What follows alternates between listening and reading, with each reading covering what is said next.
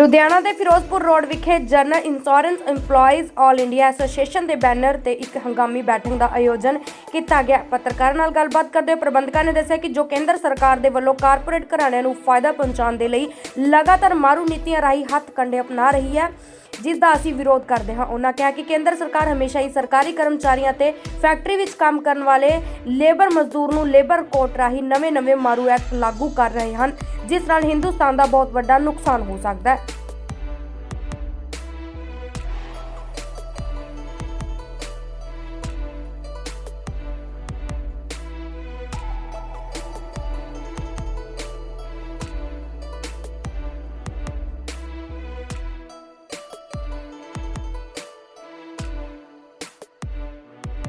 हिंदी भी बोलो। आपका बहुत बहुत धन्यवाद। नमस्कार। आज हम लोग जो हैं general insurance employees all India association के बैनर पे पूरे पंजाब के विजिट पे हैं और हम यहाँ साथियों को शुभकामनाएं दे रहे हैं कि उनके लंबे संघर्ष के बाद जो है हमारा वेतनमान जो है वो संतोषजनक वेतनमान हम लोग हासिल कर पाए हैं।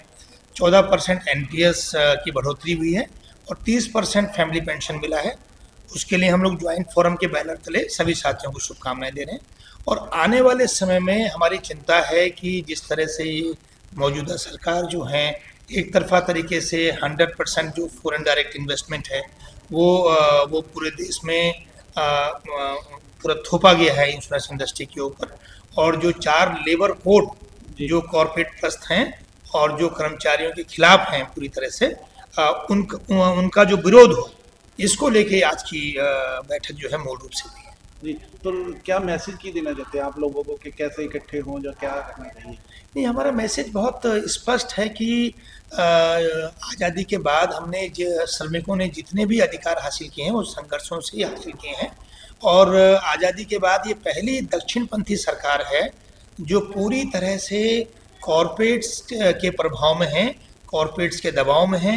और ये सरकार जो श्रमिकों ने लंबे समय से जो कानून जो है लड़के अपने पक्ष में सामाजिक सुरक्षा के पक्ष में बनाए थे, उन कानूनों को कॉरपोरेटों की मदद करने के लिए जो है वो कानून बदल रही है। जैसे उदाहरण के लिए 8 घंटे के काम के आवर्स थे उसमें 12 घंटे काम बढ़ाने की बात है। ट्रेड यूनियन जो हड़ताल का अधिकार है उसको बढ़ाने की बात है।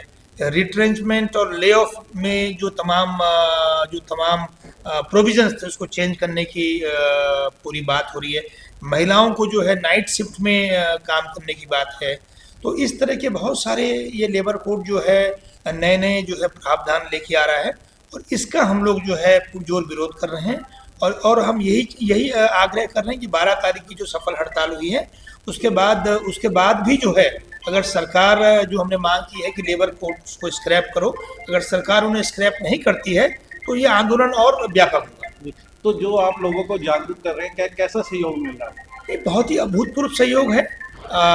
सरकार का दुर्भाग्य इस बात का है कि सरकार पूरी तरह से कर्मचारियों को गुमराह कर रही है और सरकार जो है सरकार को चाहिए था कि सेंट्रल ट्रेड यूनियंस जो हमारी फेडरेशंस हैं और जो हमारे एसोसिएशंस हैं उनके साथ बातचीत करके मामले को सुलझाना चाहिए था, वार्ता करनी चाहिए थी और जहाँ ट्रेड यूनियंस का विरोध था उन पहलुओं को गंभीरतापूर्वक सुनना चाहिए था, उनका निदान होना चाहिए था।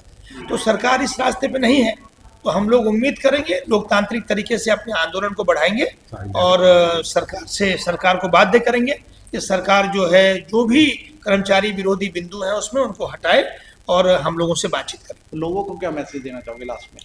नहीं, हम तो सारे श्रमिक वर्ग को एक ही मैसेज देना चाहेंगे कि आप किसी भी बिना irrespective of class, cadre, gender and political affiliation जो देश का श्रमिक वर्ग है वो अपनी श्रमिक एकता को बनाए रखे और एकता ही हमारी ताकत है।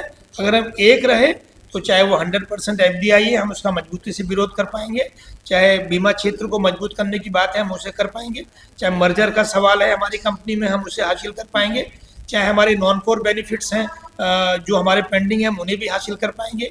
जो 1995 की पेंशन स्कीम जो लंबित है उसे भी हासिल कर पाएंगे, और साथ ही साथ जो है ये जो 100% एफडीआई और लेबर लॉज है इनका भी विरोध कर, ठीक है जो है वो हमारे साथियों को मिले। महिलाओं को जो चाइल्ड केयर लीव है वो तुरंत में मिले। और अंत में मैं यही कहना चाहूँगा कि हमारी इंडस्ट्रियों को सरकार मजबूत करने की दिशा में आगे बढ़े। ठीक है।